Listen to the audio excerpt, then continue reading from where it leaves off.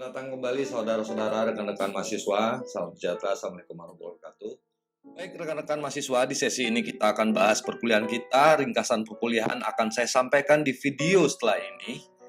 Ingat, tetap berdiskusi, tetap belajar, baca modulnya, dan kerjakan forum serta tugas-tugas rekan-rekan. Keaktifan rekan-rekan sangat mempengaruhi nilai rekan-rekan dan perhatikan dengan jadwal tenggat waktu di perkuliahan kita ini. Selamat belajar dan sukses untuk kita semua. Terima kasih. Assalamualaikum warahmatullahi wabarakatuh. Unsur-unsur laporan audit manajemen umumnya terbagi dari bagian atau tahapan sebagai berikut. Yang pertama, di laporan audit itu terdapat pendahuluan. Pendahuluan ini sebagai pengantar yang berisikan tentang tujuan audit, ruang lingkup, serta tanggung jawab auditor. Hal ini untuk menyampaikan lingkup audit yang sudah dilakukan oleh auditor serta tanggung jawab auditor terkait dengan pelaporan yang dilakukan dari aktivitas audit tersebut. Yang kedua adalah tinjauan sistem pengendalian internal. Bagian ini menjelaskan tentang tinjauan yang sudah dilakukan auditor dari lingkup yang sudah ditetapkan di poin pertama. Berisi tentang tinjauannya, proses sistem pengendalian, baik yang sudah dilakukan oleh organisasi sebagai hasil dari monitoring auditor.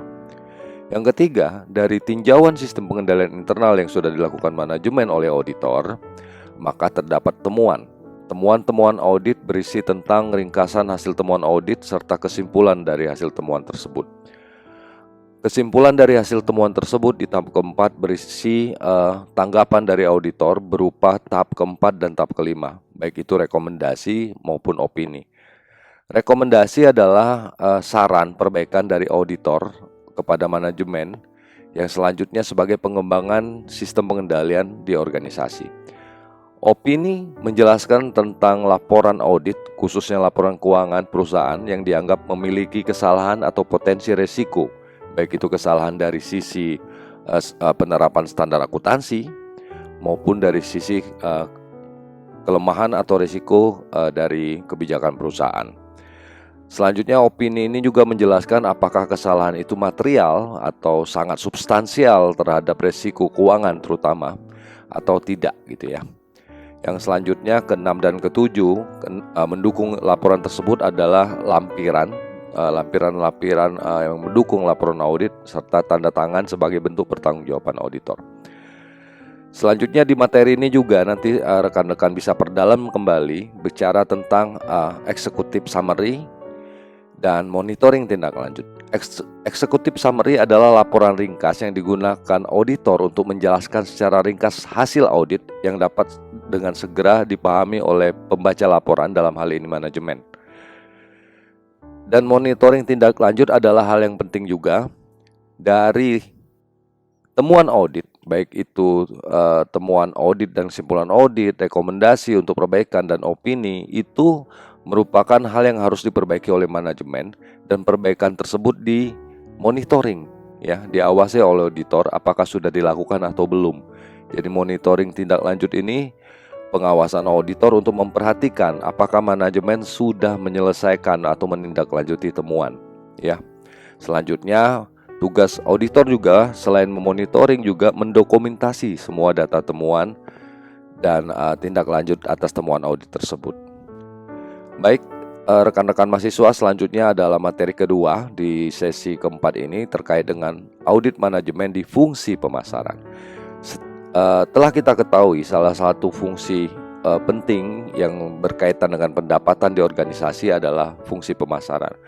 Fungsi pemasaran adalah aktivitas memasarkan produk atau jasa di organisasi.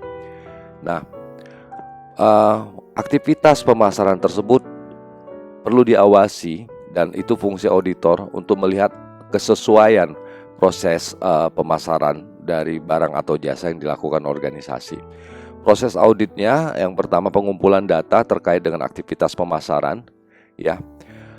Termasuk juga untuk mengetahui strategi pemasaran, yang ini juga sebagai salah satu kriteria audit untuk membandingkan kesesuaian apakah strategi ini sudah dijalankan atau belum. Selanjutnya adalah mengevaluasi, memonitoring, melihat kesesuaian produk atau layanan yang ditawarkan itu sudah bermutu, kesesuaiannya atau belum, dan juga melakukan analisa persaingan. Selanjutnya adalah mengevaluasi tujuan pemasaran. Mengevaluasi tujuan pemasaran ini, auditor melakukan evaluasi apakah tujuan pemasaran yang sudah ditetapkan di awal sudah dijalankan dengan baik, ya. Apakah tujuan pemasaran ini sudah dipahami oleh organisasi, dalam hal ini divisi atau departemen pemasaran. Sudah ada pengukuran untuk mengukur pencapaian tujuan ini sudah tercapai atau belum. Selanjutnya penerapannya sudah konsisten atau belum. Selanjutnya adalah di tahap ketiga ini melakukan evaluasi segmen pasar. Segmen pasar ini bicara tentang bagaimana target pasar untuk memasarkan produk maupun jasa kita, ketepatan terhadap segmen pasar. Dalam penentuan target segmen pasar sudah tepat atau belum. Selanjutnya adalah strategi pemasaran sudah sesuai atau belum, dan bagaimana konsen kita terhadap pemenuhan kebutuhan konsumen atau preferensi konsumen. Termasuk juga terkait dengan bauran pasar, dan itu juga secara tidak langsung kita sudah melakukan evaluasi terhadap pengukuran kinerja. Kinerja apa? Kinerja organisasi, khususnya kinerja bagian pemasaran untuk mencapai sasaran pemenuhan strategi, pemenuhan tingkat kepuasan konsumen, pencapaian pangsa pasar, dan tingkat pengembalian investasi. Apakah pihak-pihak pemasaran sudah memperhatikan hal tersebut? Dan ini semua juga sudah dirangkum dalam sistem pengendalian internal. Sistem pengendalian internal ini merumuskan resiko-resiko, peluang dari pemasaran. Selanjutnya strategi pengendalian internal ini dievaluasi oleh auditor. Pelaksanaan evaluasinya adalah apakah pengendalian internal sudah dilakukan, disusun strategi pengendalian internal. Selanjutnya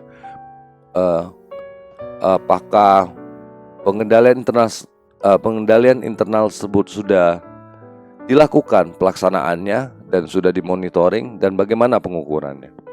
Dan ini dari hasil audit pemasaran ini, seperti yang sudah disampaikan sebelumnya, akan memberikan hasil berupa rekomendasi audit. Dari hasil auditnya akan memberikan laporan hasil pengamatan auditor, resiko yang perlu diperbaiki atau kesalahan yang perlu diperbaiki, atau adanya ketidaksesuaian yang perlu diperbaiki oleh bagian pemasaran.